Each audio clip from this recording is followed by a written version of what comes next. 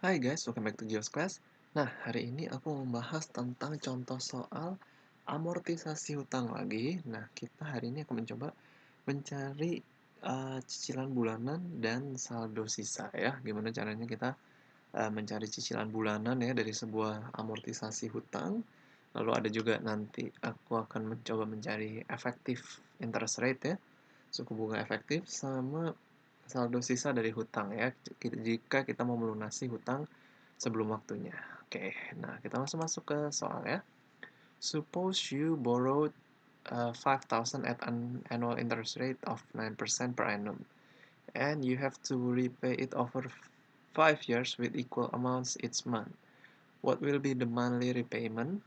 And what will be the effective rate of interest that you pay? Nah, sekarang kita harus tulis dulu apa aja yang diketahui di dalam soal ini ya. Nah, yang pertama adalah hutangnya 5.000 ya. Nah, berarti hutang itu kan kita terima sekarang. Nah, kalau kita terima sekarang, jadi kita tulisnya adalah PV atau present value ya, 5.000.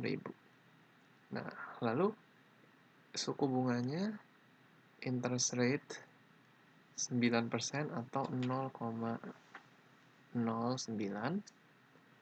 Lalu 5 years ya, N-nya 5. Nah, sekarang what will be the monthly repayment? Nah, yang ditanya adalah cicilan bulanan ya. Nah, kalau cicilan bulanan itu berarti dia itu akan jumlahnya sama terus setiap bulan ya. Nah, kalau jika jumlahnya sama terus setiap bulan berarti ini adalah anuitas ya. Nah, kalau kalian belum nonton video aku yang tentang anuitas, kalian boleh nonton dulu ya, biar kalian ngerti apa itu anuitas ya. Nah, kalau sudah nonton, kita langsung masukkan aja ke rumusnya ya. Nah, dimana karena diketahuinya PV, jadi kita masukkan dengan menggunakan rumus present value annuities ya. PV sama dengan PMT. Nah, PMT-nya itu adalah anuitasnya yang jumlahnya sama tiap bulan atau sebenarnya monthly repayment-nya ya. Cicilan per bulannya itu adalah PMT yang ditanyakan. Nah, dibagi dengan I interest rate, suku bunga ya. Lalu buka kurung 1 dikurangin 1/1 plus I pangkat N ya. Nah, sebelumnya karena ini dia minta per bulan, sementara ini adalah per tahun, hati-hati ya. Jadi kalian harus ubah dulu interest rate-nya ini jadi per bulan ya, dengan cara membaginya dengan 12. 0,09 dibagi dengan 12, yaitu 0,0075. Oke, nah lalu N-nya ini juga harus dikali 12 karena dia jadi waktunya itu di apa ya, ibaratnya di compoundingnya itu 12 kali dalam setahun. Jadi dalam 5 tahun di compoundingnya itu sebanyak 60 kali ya, gitu. Nah, sekarang tinggal kita masukkan ke dalam rumusnya ya. Oke. PV 5.000, PMT-nya kita nggak tahu berapa, kan kita cari, dibagi I-nya yang sudah per bulan ya, 0,0075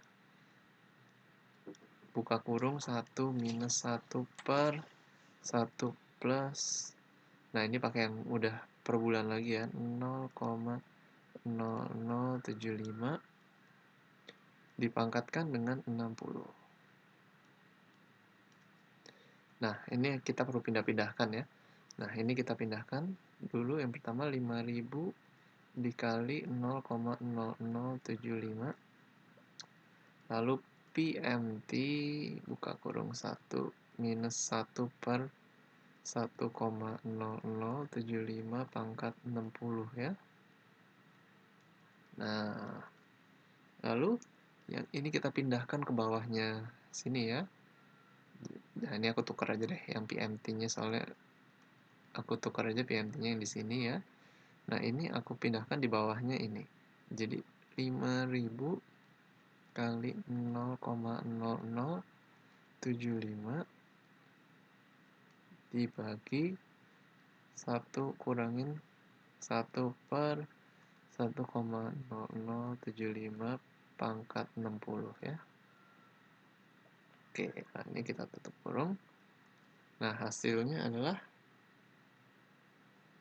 yang atas 37,5 ya, ini kali ini. Nah, yang ini yang dikerjakan dulu adalah 1,0075 pangkat 60 dikerjain dulu. 1 dibagi ini ya, 1 dibagi 1,0075 pangkat 60, baru 1 dikurangin hasil dari ini. Hasilnya adalah 0,3613. Nah, dan kita dapat ya cicilan per bulanannya itu adalah 103,79 dolar ya. Oke, kita dapat itu ya. Nah, lalu sekarang kita ditanya juga what will be the effective interest rate ya. Nah, effective interest rate itu apa sih? Nah, effective interest rate itu adalah bunganya kalau misalnya monthly repayment itu sebenarnya bunganya berapa sih kalau disejajarkan dengan bunga per tahunnya. Nah, jadi kalian jangan salah sangka ya. Misalnya bunganya di sini itu adalah 9%, tapi sebenarnya kalau misalnya kita uh, di compoundingnya per bulan atau monthly dibayarnya per bulan, itu bunganya itu sebenarnya bukan 9% gitu ya. Nah, coba kita cari uh, monthly interest rate-nya ya. Nah, kalau kalian belum nonton juga kalian boleh nonton ya video aku tentang effective rate ya, suku bunga efektif, biar kalian juga ngerti apa sih sebenarnya suku bunga efektif. Nah, kita kenalnya dengan EAR ya, atau effective annual rate ya. Nah, kita masukkan rumusnya 1 ditambah 0,09 I-nya ya dibagi dengan 12 karena dia 12 ya, monthly repayment itu 12 kali dalam setahun ya. Jadi ini tuh berapa kali dia di compounding dalam setahun atau berapa kali dia dibayarkan dalam setahun gitu ya. Dipangkat dengan 12 lagi. Sama juga. Ini sama ini harus sama ya. Nah, lalu dikurangkan dengan 1 ya. Nah, hasilnya adalah 9,38%. Jadi sebenarnya bunganya itu adalah 9,38% gitu ya. Effective interest rate-nya. Oke.